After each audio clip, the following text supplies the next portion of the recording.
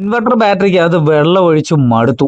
ദേ ഇത് കണ്ടില്ലേ, ഇപ്പൊ നമുക്ക് റീപ്ലേസ്മെന്റ് ആണ്. പഴയ ബാറ്ററികളൊക്കെ എടുത്ത് മാറ്റിയിട്ട് നമ്മൾ ലിഥിയം ബാറ്ററി ഇൻബിൽട്ട് ഉള്ള ഇൻവെർട്ടറുകളാണ് കൊടുക്കുന്നത്. ഇതൊരു 5 യൂണിറ്റ് സ്റ്റോറേജ് ഉള്ള ഒരു ഇൻവെർട്ടർ ആണ്. നമ്മുടെ വാരിയോറിന്റെ ലിയോൺ 6000 എന്ന് പറയുന്ന മോഡലാണ്.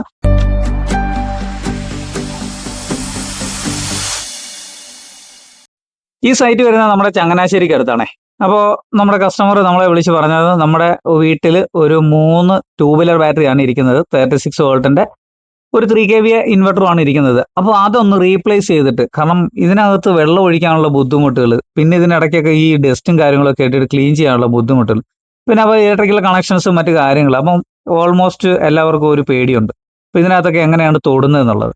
അപ്പോൾ ആ ഒരു ബുദ്ധിമുട്ടൊക്കെ കാരണം ദേ ഇത് കണ്ടില്ലേ, നമ്മുടെ കസ്റ്റമർ നമ്മളെ വിളിച്ച് പറഞ്ഞിരിക്കുന്നത് നമുക്ക് ഇതിന് പകരമായിട്ട് ഒരു 5 യൂണിറ്റ് സ്റ്റോറേജ് ഉള്ള ഒരു ഇൻവെർട്ടർ നമുക്ക് വേണമെന്ന്.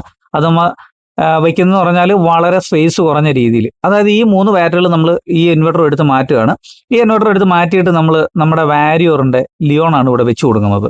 അപ്പോൾ സ്ഥലവും ലാഭിക്കാം, അതുപോലെ തന്നെ നമുക്ക് വെള്ളം ഒഴിക്കേണ്ട, അങ്ങനെയൊക്കെയുള്ള ഒരുപാട് ഗുണങ്ങൾ ദേ ഇത് കണ്ടില്ലേ. അതുപോലെ ഫാസ്റ്റ് ആയിട്ടുള്ള ചാർജിങ്, ഡിസ്പ്ലേയിൽ നമുക്ക് കുറെ കാര്യങ്ങളൊക്കെ കാണുവാനായിട്ട് സാധിക്കും. പിന്നെ ബ്ലൂടൂത്ത് കമ്മ്യൂണിക്കേഷൻസ് നമുക്ക് ബാറ്ററിയിൽ നിന്ന് ഉണ്ടാവും.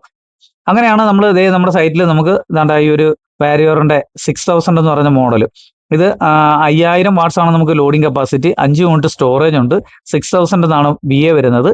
അപ്പോൾ ഇത് കണ്ടില്ലേ, നമ്മളിത് പാക്കറ്റൊക്കെ പൊട്ടിക്കുകയാണ്. ഇതാണ് ഇതിന്റെ വെളിയിലുള്ള പാക്കിങ്ങിന്റെ കാണാനുള്ള രീതിയും കാര്യങ്ങളൊക്കെ കമ്പനി പ്രിന്റ് ചെയ്ത് കൊടുത്തിരിക്കുന്നത്. പലവിധമായിട്ടുള്ള ഡീറ്റെയിൽസും കാര്യങ്ങൾ കൊടുത്തിട്ടുണ്ട്. 5 വർഷം വാറണ്ടിയാണ് ഈ ഇൻവെർട്ടറിനും ബാറ്ററിക്കും കമ്പനി തരുന്നത്. അപ്പോൾ ഇത് തന്നെ പാക്കറ്റൊക്കെ പൊട്ടിക്കുമ്പോൾ നമുക്ക് ആദ്യമായിട്ട് നമുക്ക് അതിനകത്ത് കാണാൻ സാധിക്കും എന്ന് പറഞ്ഞാൽ നമുക്ക് ഇതിന്റെ വാറണ്ടി കാർഡാണ്. ഇതിന്റെ പാക്കിംഗ് ഒക്കെ എന്ന് പറഞ്ഞാൽ വളരെ നല്ല ഫ്രഷ് ആയിട്ട് തന്നെയാണ് കേട്ടോ. കാരണം മറ്റ് സ്ക്രാച്ചുകളോ കാര്യങ്ങളോ ഒന്നും വരത്തില്ല. അതുപോലെ തന്നെ ഇത് ഒരു ട്രോളി ടൈപ്പാണ്. അപ്പോൾ ഈ ട്രോളി ടൈപ്പ് ആയതുകൊണ്ട് നമുക്ക് വളരെ ഈസിയാണ്. കാരണം ഇതിന് ഒരു 50 കിലോ മുകളിലുള്ള വെയിറ്റ് ഉണ്ട്. പക്ഷേ നമുക്കത് വളരെ ഈസി ആയിട്ട് തന്നെ നമുക്കിത് തള്ളിക്കൊണ്ട് പോകാം. അപ്പോൾ നമുക്ക് എവിടെയാണ് ഇത് വെക്കേണ്ടതെന്ന് വെച്ച് കഴിഞ്ഞാൽ ഫ്ലാറ്റ് ആയിട്ടുള്ള ഒരു പ്രതലമാണെന്നുണ്ടെങ്കിൽ നമുക്കിത് മൂവ് ചെയ്ത് കൊണ്ടുപോകുന്നതിന് വളരെ ഈസിയാണ്. അതുപോലെ തന്നെ അതിന് സൈഡിൽ നമുക്ക് കമ്പനി 3 ഹാൻഡിൽ നമുക്ക് തരുന്നുണ്ട്. വേണമെങ്കിൽ നമുക്കത് ഹാൻഡിൽ വഴി നമുക്ക് പൊക്കിയെടുത്തുകൊണ്ട് പോകാം. ഇത് കണ്ടോ, പൊട്ടിക്കുമ്പോൾ തന്നെ നമുക്കത് മനസ്സിലാവുമല്ലോ, അത് നല്ല ഫ്രഷ് ആയിട്ടുള്ള ഒരു പാക്കിംഗ് ആണ്. അതുപോലെ തന്നെ ഇതിന്റെ വാറണ്ടി കാർഡ് ഇതിനോടൊപ്പം തന്നെ കമ്പനി തരുന്നുണ്ട്. അതിന്റെ ഡീറ്റെയിൽസും കാര്യങ്ങളൊക്കെ ഈ വാറണ്ടി കാർഡിനകത്ത് കൊടുത്തിട്ടുമുണ്ട്. അതുപോലെ തന്നെ ബ്ലൂടൂത്ത് കമ്മ്യൂണിക്കേഷൻസിന്റെ ആ ഒരു ആപ്പ് നമുക്ക് ഡൗൺലോഡ് ചെയ്യാനുള്ള ഡീറ്റെയിൽസും കാര്യങ്ങളൊക്കെ അതിനകത്തും കൊടുക്കുന്നുണ്ട്.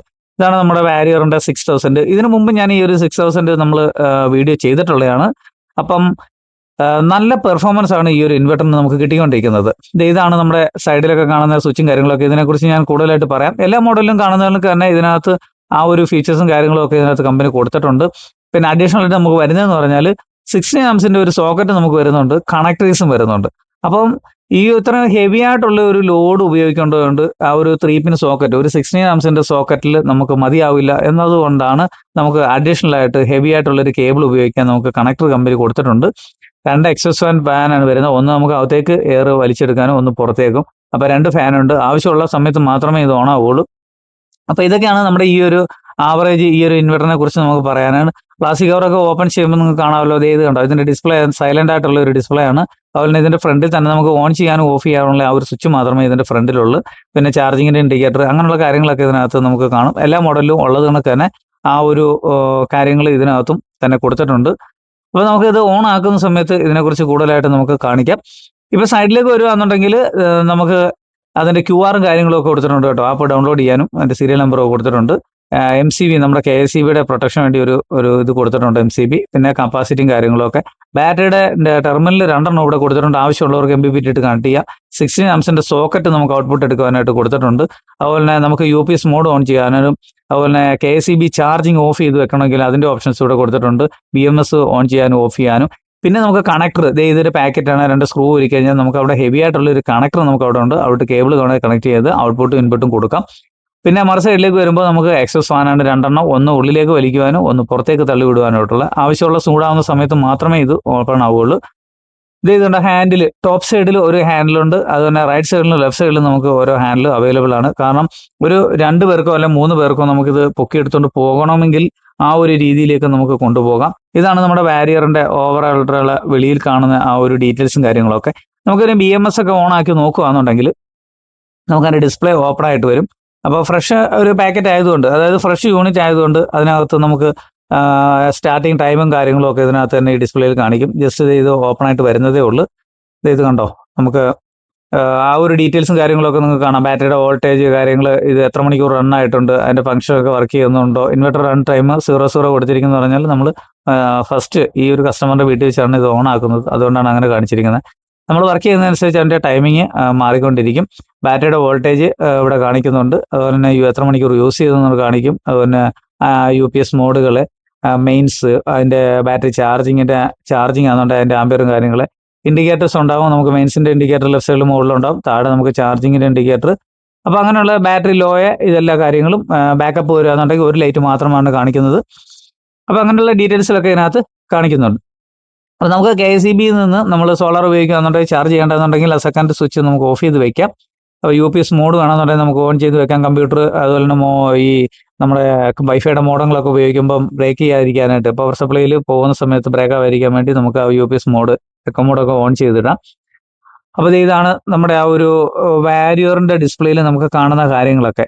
ഇനി നമുക്ക് നമ്മുടെ ആ ഒരു ഇത് ഇൻസ്റ്റാൾ ചെയ്യേണ്ട ആ ഒരു സ്പേസിലേക്ക് നമുക്കൊന്ന് പോയിട്ട്, അപ്പോൾ നിങ്ങളിത് കണ്ടല്ലോ, ഡിസ്പ്ലേയിലൊക്കെ ഇതൊക്കെയാണ് കാണിക്കുന്നത് കൂടുതലായിട്ട്. പ്രത്യേകിച്ച് ഇതിനകത്ത് ഫ്രണ്ട് സൈഡിൽ നമുക്ക് ഓപ്പറേറ്റ് ചെയ്യാനായിട്ട് കാര്യങ്ങളൊന്നുമില്ല. നമുക്ക് ഈ ഒരു നമുക്ക് മൂവ് നമ്മുടെ ആ ഒരു പൊസിഷനിലേക്ക് നമുക്ക് കൊണ്ടുപോകാം. പഴയ ബാറ്ററികളൊക്കെ നമുക്ക് എടുത്ത് മാറ്റേണ്ടതായിട്ടുണ്ട് കേട്ടോ. അപ്പോൾ ഇതാണ് ഓവറോൾ ആയിട്ടുള്ള ആ ഒരു വാരിയറിന്റെ ഇൻവെർട്ടറിനെ കുറിച്ച് പറയാൻ. ഇത് കണ്ടില്ലേ, വളരെ ഈസി ആയിട്ടാണ് കേട്ടോ. വലിയ വെയിറ്റ് മറ്റു കാര്യങ്ങളോ ഒന്നും നമുക്ക് തോന്നിക്കുന്നില്ല. കാരണം ഇത്ര ഹെവി ആയിട്ടുള്ള ഒരു ഇൻവെർട്ടർ ആണെങ്കിലും നമുക്ക് വളരെ മൂവ് ചെയ്ത് കൊണ്ടുപോകുന്നതിന് വളരെ ഈസിയാണ്. 4 ട്രോളി, അതായത് വീലുകൾ അതിനടിയുള്ളത് കൊണ്ട് നമുക്ക് വളരെ സ്മൂത്ത് ആയിട്ട് തന്നെ മൂവ് ചെയ്യാം കേട്ടോ.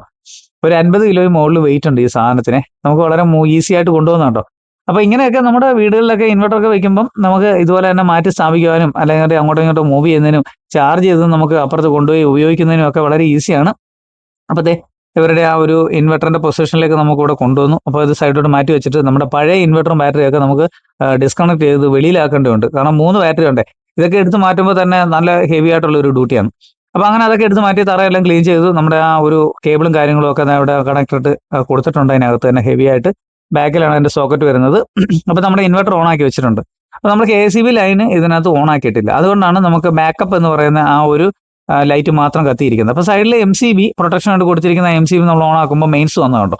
അപ്പോൾ മെയിൻസിലൊക്കെ ഇൻവെർട്ടറിൽ എന്തെങ്കിലും കംപ്ലൈന്റോ ഓവർലോഡോ അങ്ങനെയൊക്കെ വരുന്ന സമയത്ത് ആ മെയിൻസ് ട്രിപ്പായി കിടക്കും. അത് വളരെ ശ്രദ്ധിക്കേണ്ടതാണ്. മെയിൻസിന്റെ ഇൻഡിക്കേറ്റർ നമുക്ക് അവിടെ ലെഫ്റ്റ് സൈഡിൽ കാണാം. അതുപോലെ തന്നെ ഏറ്റവും അടിയിൽ ഈ ബാറ്ററി ചാർജിങ് ആവുന്ന സമയത്ത് നമുക്ക് ആ ചാർജിങ്ങിന്റെ ഇൻഡിക്കേറ്റർ നമുക്ക് അവിടെ പ്രകാശിച്ച് കാണും. ഇപ്പൊ ചാർജ് ഫുൾ ആയതിനു ശേഷം, അതെപ്പോഴാണ് 1 മണിക്കൂറോ അല്ലെങ്കിൽ 1.5 മണിക്കൂറോ 2 മണിക്കൂറോ ഒക്കെ എടുത്താണെങ്കിലും ആ ചാർജിങ്ങിന്റെ ലൈറ്റ് ബാറ്ററി ചാർജ് ഫുൾ ആയാൽ ഓഫ് ആവുന്നതായിരിക്കും.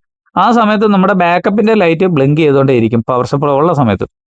അപ്പം കറണ്ട് പോകുന്ന സമയത്ത് മാത്രമേ അത് സ്റ്റെയിലായിട്ട് കത്തി വയ്ക്കുകയുള്ളൂ. ബാക്കി ലൈറ്റ് ഒന്നും പ്രകാശിക്കില്ല. അപ്പോൾ അതൊക്കെയാണ് നമ്മുടെ ഈ ഒരു ഡിസ്പ്ലേയിൽ നമുക്ക് കൂടുതലായിട്ട് ശ്രദ്ധിക്കാനുള്ളത്. അപ്പോൾ ഹാൻഡിൽ മുകളിലുണ്ട്, മൂവ് ചെയ്യുന്നതിനൊക്കെ വളരെ ഈസിയാണ്. ബാക്ക് സൈഡിൽ നമ്മൾ സോക്കറ്റിലൊക്കെ കണക്ട് ചെയ്തിട്ടുണ്ട്. നല്ല വൃത്തിയായിട്ട്, വളരെ സ്പേസ് കുറച്ച്, അതായത് നമ്മുടെ ലെഡ് ആസിഡ് ബാറ്ററി ഒക്കെ നമുക്ക് വെക്കുന്നതിനെക്കാട്ടി എന്തും വേണ്ടിയും സ്പേസ് നമുക്ക് വളരെ ലാഭമാണെന്ന് നോക്കിക്കോണം. ഏതെങ്കിലും ഒരു സൈഡിൽ ഒതുങ്ങിയ ഒരു മൂലയ്ക്ക് നമുക്കിത് മാറ്റി വെക്കാം. അതുപോലെ തന്നെ നമുക്കൊന്ന് ഡിസ്കണക്ട് ചെയ്ത് മാറ്റണമെങ്കിലും വളരെ ഈസിയാണ്. നമുക്ക് അതിൻ്റെ 3 പിന്ന് മാറ്റി കഴിഞ്ഞാൽ കൊണ്ടുപോകാം. ഇതാണ് നമ്മുടെ വാരിയറിനെ കുറിച്ച് നമുക്ക് കൂടുതലായിട്ട് പറയാനുള്ളത്. അപ്പോൾ എൻ്റെ വീഡിയോ ഇഷ്ടപ്പെട്ടാലും ഇതുപോലുള്ള ടെക്നിക്കൽ പരമായിട്ടുള്ള വീഡിയോകളും പുതിയ കാര്യങ്ങളൊക്കെ ഞാൻ അപ്ലോഡ് ചെയ്യുന്നുണ്ട്. ഇതിനെക്കുറിച്ച് അറിയണമെന്നുണ്ടെങ്കിൽ ഇതിന്റെ ഈ വീഡിയോയുടെ ഡിസ്ക്രിപ്ഷനിൽ എൻ്റെ നമ്പറുണ്ട്. വാട്സാപ്പിനകത്ത് മെസ്സേജ് അയക്കുക, വളരെ ഉപകാരമാണ്. വീഡിയോ ഇഷ്ടപ്പെട്ടാൽ ലൈക്ക് ചെയ്യാനും ഷെയർ ചെയ്യാനും കമന്റ് ചെയ്യാനും മറക്കരുത്. വീഡിയോ കണ്ടതിന് നന്ദി.